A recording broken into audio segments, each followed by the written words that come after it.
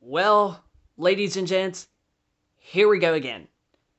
Another TV review sometime later after owning it. And you're probably wondering, what TV is this review going to be about? Well, I can honestly tell you, and you could probably already tell from the title of the video, yes, it is a TV that we've done a couple reviews and couple YouTube videos on about, and that is the Sony X900H. And honestly, you are going to like what we have to say for this TV, especially 2 years later after owning it. Let's jump right on in with this video.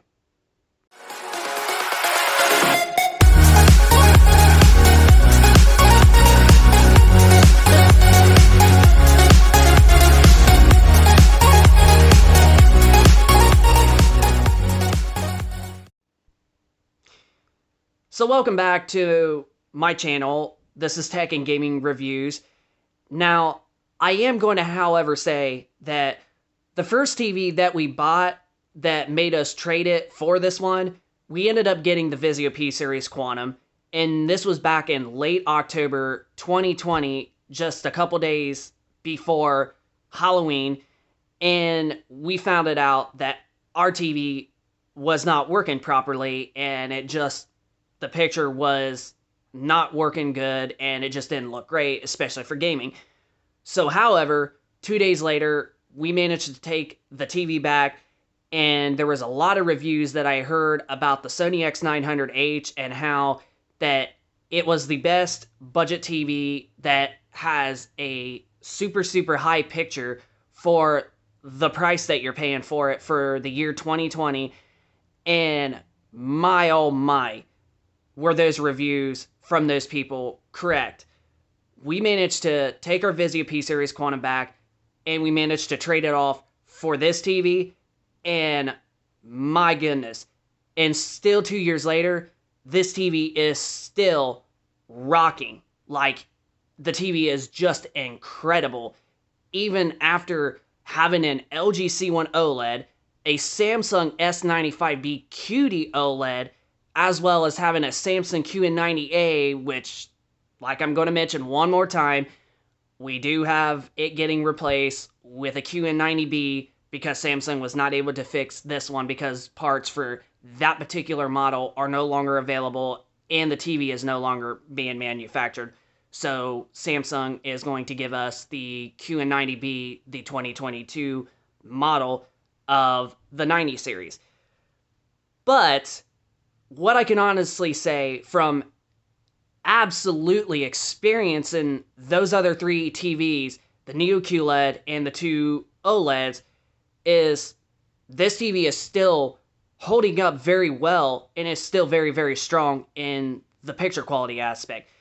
Yeah, it may not get like insanely bright, but the brightness capabilities on this TV is still remarkable, especially if you have a decently lit room. So honestly, like, as long as your room has not got like 3 or 4 windows in it and they're bright the whole room up, then you ain't gonna have no problems with this TV. As you can tell from the lighting in our living room, we only have one window, so this TV is really remarkable, and it is brighter than the window.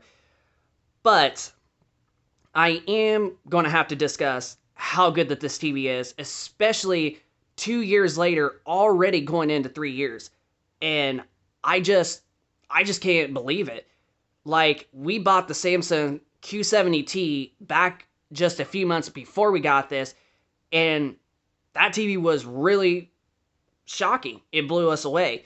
And there's been some other TVs that we bought, and then over the last couple of years with the OLEDs that we have and some other high LCD TVs, they have honestly blew us away from other TVs.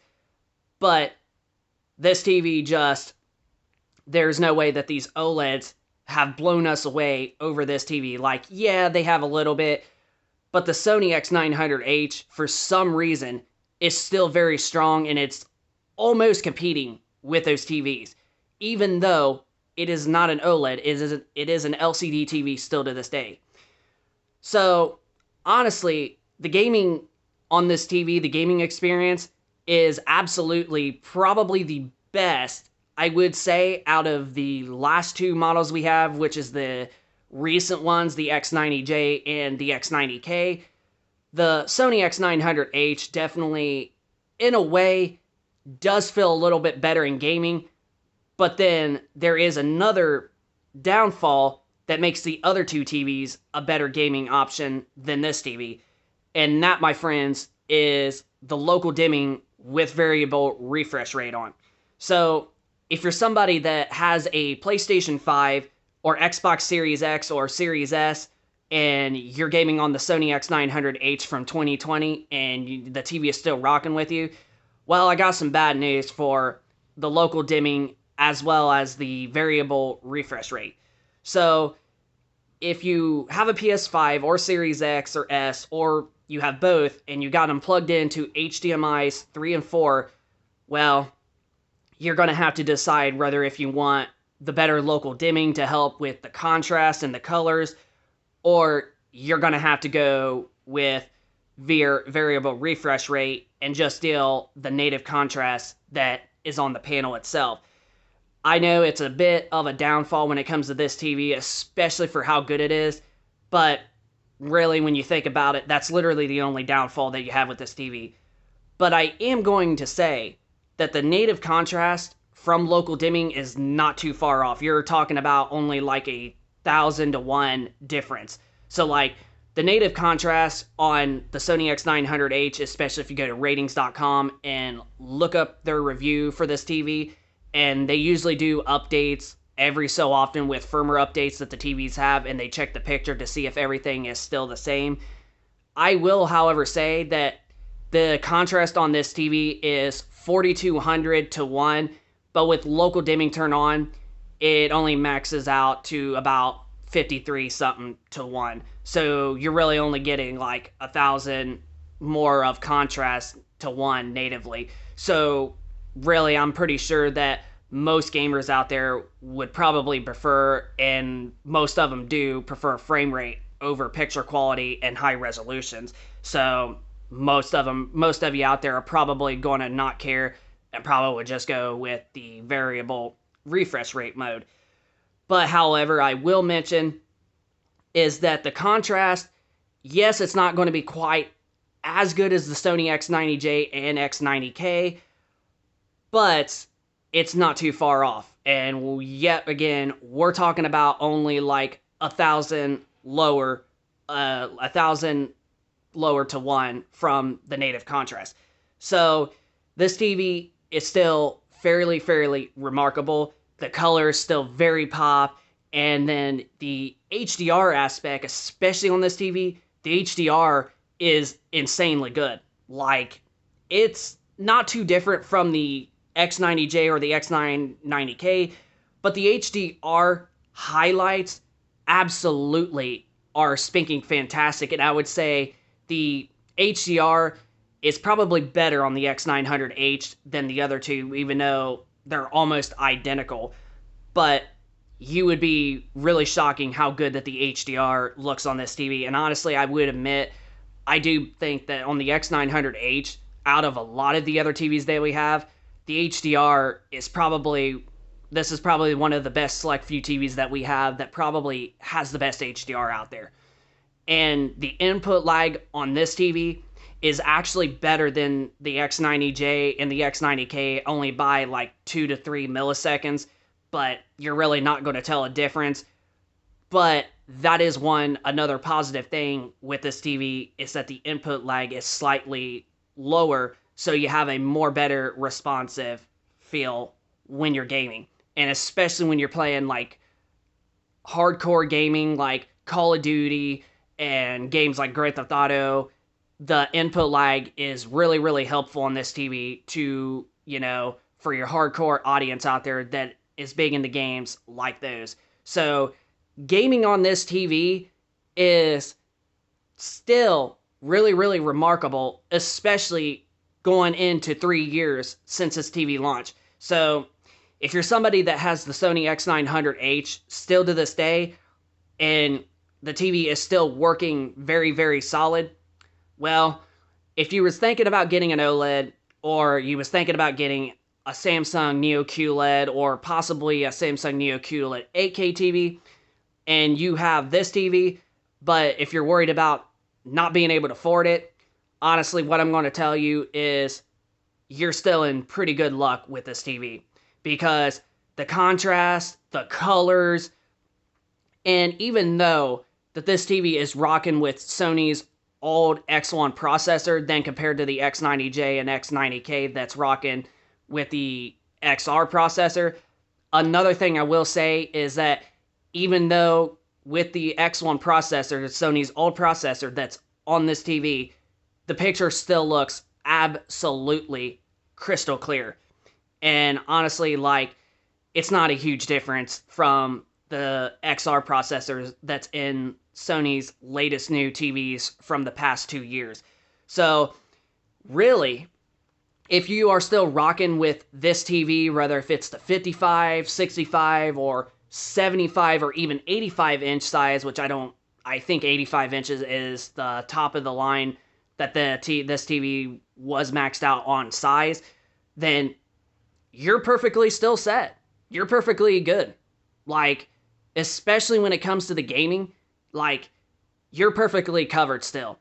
And I will tell you, I am very surprised on how good that this TV still looks then compared to something like a Samsung S95B QD OLED, an LG C1 OLED, and as well as a Samsung Neo QLED of a QN90A. Like, the brightness capabilities on this TV is not super high, but it definitely gets brighter than most OLEDs out there, and it's actually picture quality is got good contrast that it's almost close to OLED levels.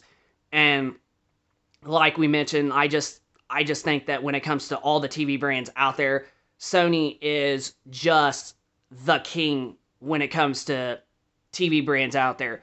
Sony makes the cleanest panels and the cleanest crystal clear picture ever, and Sony does still have really good processor that helps upscaling the content that you're watching or gaming content that you're playing. So like if you're playing like, let's say, a standard OG PS4 or even a based Xbox One, or better yet, you're playing a PlayStation 3 or an Xbox 360, it's still going to upscale on the 4K very, very good, and you're going to see that 720p and 1080p are honestly, they upscale very, very well.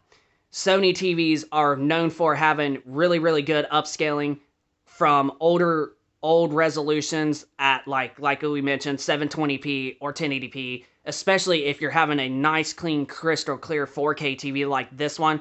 The upscaling process is definitely better than a lot of other brands, especially Vizio, which Vizio is one of the brands that if you play lower resolution content like 720, 480p, and even some cases 1080p, it's not really all that good of upscaling, making it look absolutely crisp.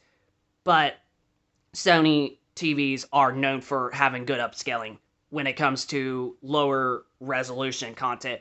So, what would I honestly give this TV for 2 years later, already going into 3? Well, the TV itself, I would have to give it a 8 out of 10 to an 8.5 out of 10 when it comes to watching TV, movies, or TV shows, or whatever. So if you're just a casual person that watches TV, then I would honestly give this TV an 8.0 to an 8.5 out of 10 for TV and movies.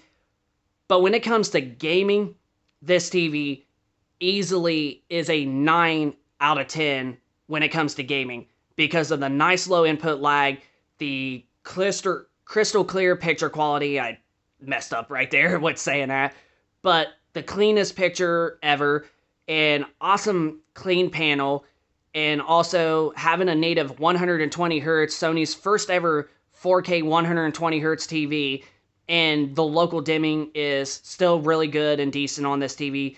And honestly, The HDR it's spanking fantastic on this TV with how good the bright highlights really pop, and just having a really good color gamut, and just having good variable refresh rate. Although, like we mentioned, the only downfall when it comes to gaming is, especially if you're playing a PS5 or Series X, is you are going to have to debate on if you want the better local dimming or if you want variable refresh rate that will help you have smoother frame rate, which most of you out there are probably going to want to choose the VRR, so you can get the smooth gameplay experience better than ever picture quality, which makes a lot of sense because that's how a lot of gamers are.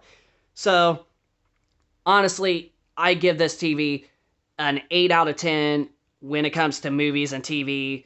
And then for gaming, I have to give it a 9 out of 10 for having the lowest input lag than compared to the other Sonys. And the colors are still eye-popping, even though this is rocking with the X1 old Sony processor. It's still really clean, and you can tell the details on especially the lettering, and the local dimming is still quite good. So, really, this TV has just got your back for the longevity of time. So, if you were somebody that has this TV and you were thinking about going over to an OLED or a Samsung Neo QLED to get better brightness, well, if you can't afford that and you're still rocking with this TV, well, you basically got nothing left to lose, because the TV is still rocking solid. The picture quality is still quite good on this TV. So, this is Tech and Gaming Reviews. Hope you all enjoyed it. Rate, comment, and subscribe, and we will see you on the next one.